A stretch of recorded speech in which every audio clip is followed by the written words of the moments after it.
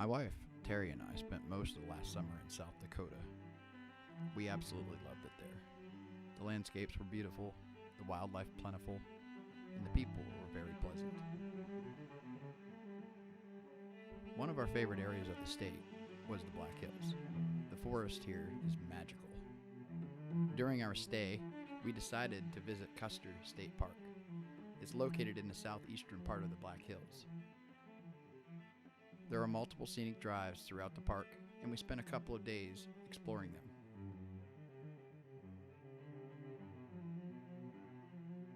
The geography was spectacular, and the wildlife there was unique and very exciting to photograph. Sylvan Lake is located at the northwestern entrance into the park. It is a picturesque location with a small lake surrounded by large granite boulders.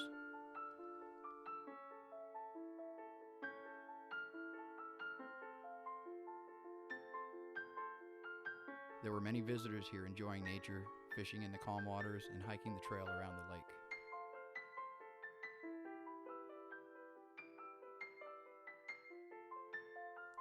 We followed the Needles Highway south after leaving Sylvan Lake. It's a 14-mile-long stretch with a couple of narrow tunnels blasted through the rock, one of them only 8 feet wide. It was a tight fit for our truck. We had to pull in the mirrors. We are threading the needle. This is awesome.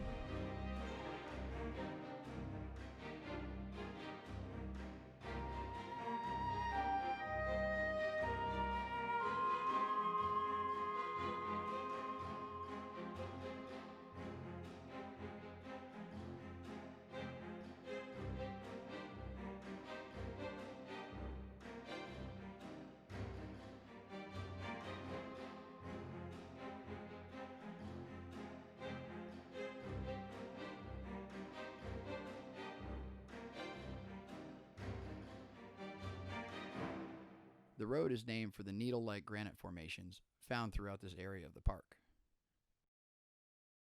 The park is approximately 71,000 acres, consisting of pine and spruce trees, meadows of birch and aspen, and rugged granite formations. The wildlife in the area is pretty diverse, including bison, bighorn sheep, mountain goats, pronghorn antelope, white-tailed deer, mule deer, elk, burrows, coyote, mountain lions, prairie dogs, and many bird species.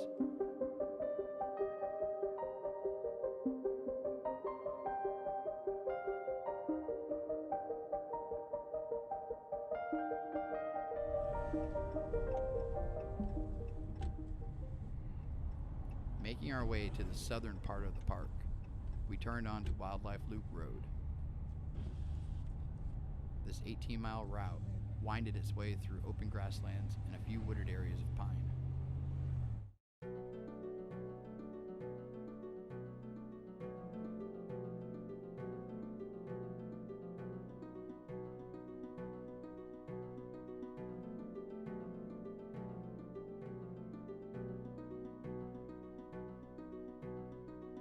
Our first sighting was a small group of whitetails moving across the field. It was getting a little late in the morning by this time. We had no idea what wildlife we would encounter on this drive. It wasn't long before we came across a lone bison grazing in the open.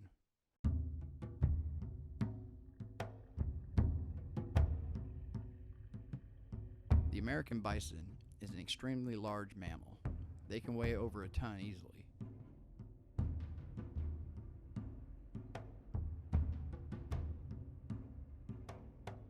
Bison are herbivores that graze on grasses and other plants found in their environment.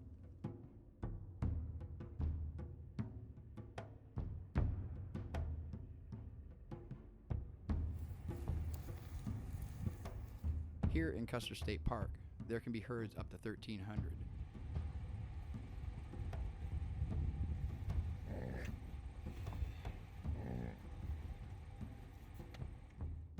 Bison typically graze and forage in one area for a few hours, then move to another.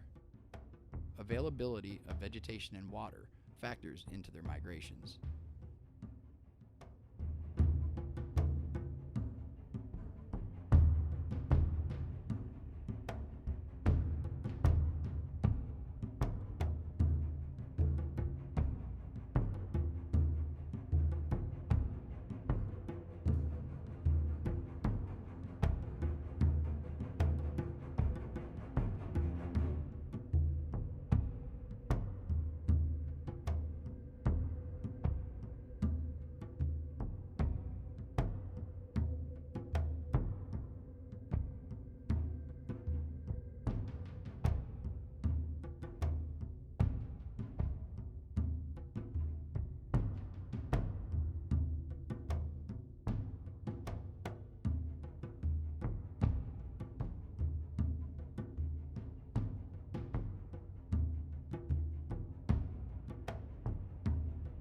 Like other parks, wildlife traffic jams are not uncommon here. You have to be prepared to yield the right-of-way. Often these large creatures are in no hurry.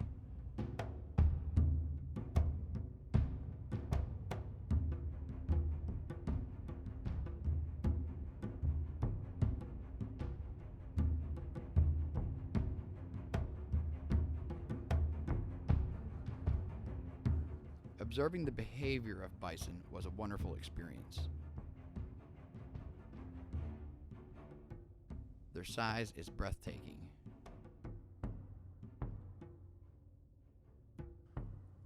Breeding season usually occurs from July through September. During this time, bulls will join the herds of females.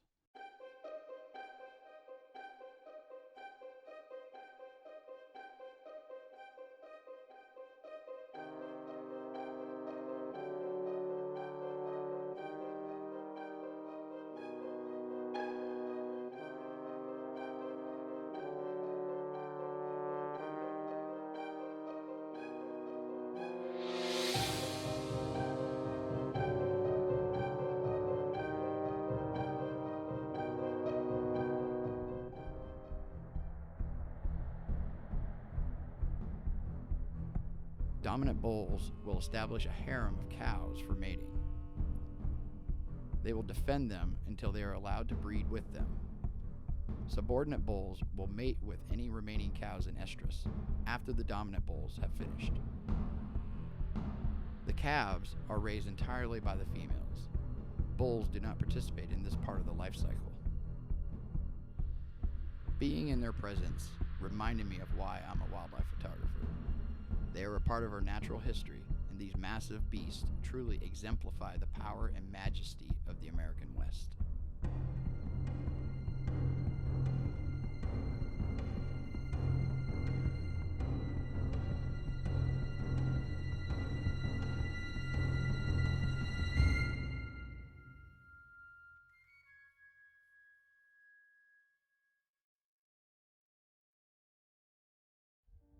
Really close. The Burrows in Custer State Park are descendants from the ones brought to the park as pack animals many years ago. They are now considered wild, however, they have a gentle disposition, along with the conditioning from visitors feeding them. This is why they are often called the begging burros.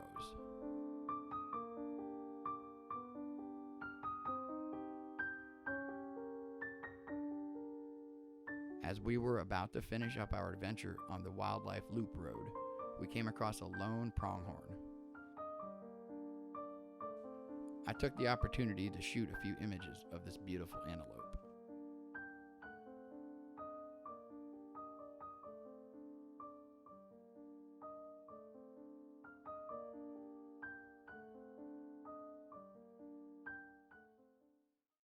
Our second trip to the park, we decided to come in the morning.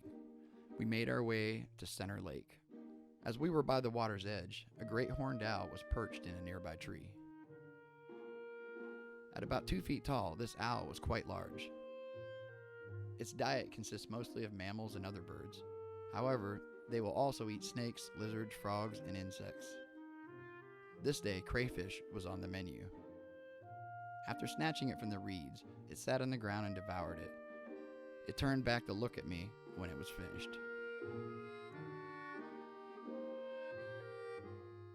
That morning, we had taken the Iron Mountain Road into the park from the north.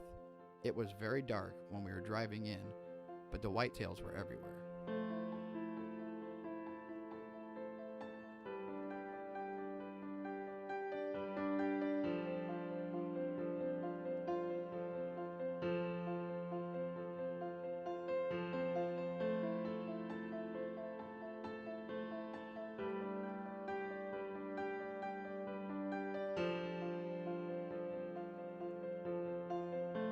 Throughout the day, we counted 84 total deer. I was able to shoot some great images of the deer after the sun had risen.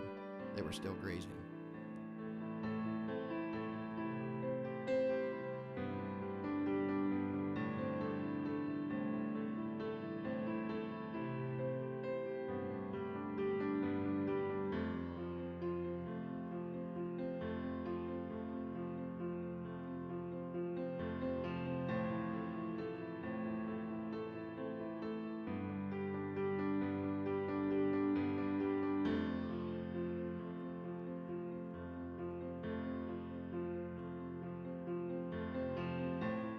took the same route back, Iron Mountain Road.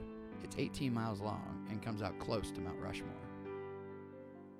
There are 3 more tunnels through the rock on this route.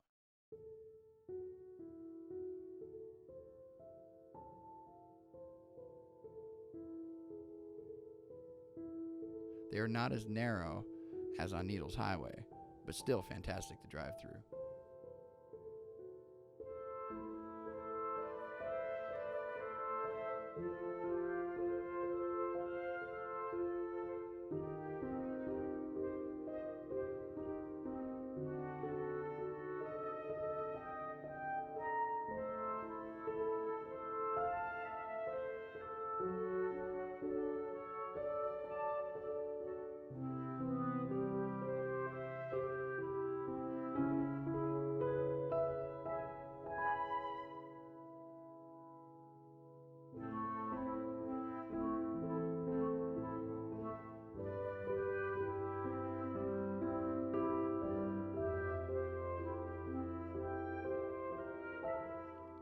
Our visit to Custer State Park was wonderful. Like many other places throughout our country, it affords people the opportunity to experience nature and abundant wildlife. If you're in the area, it's a great place to visit.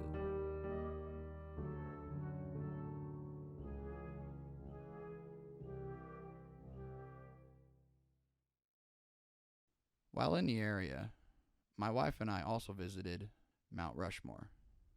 I like this view through the trees.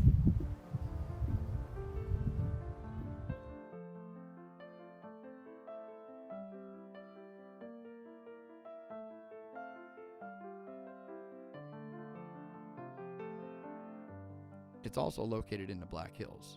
It was constructed between 1927 and 1941.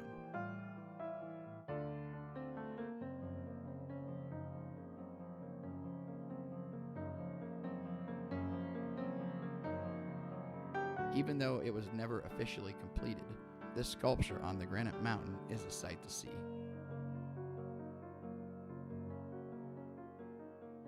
Thank you for watching. Please like and subscribe, and have a wonderful day.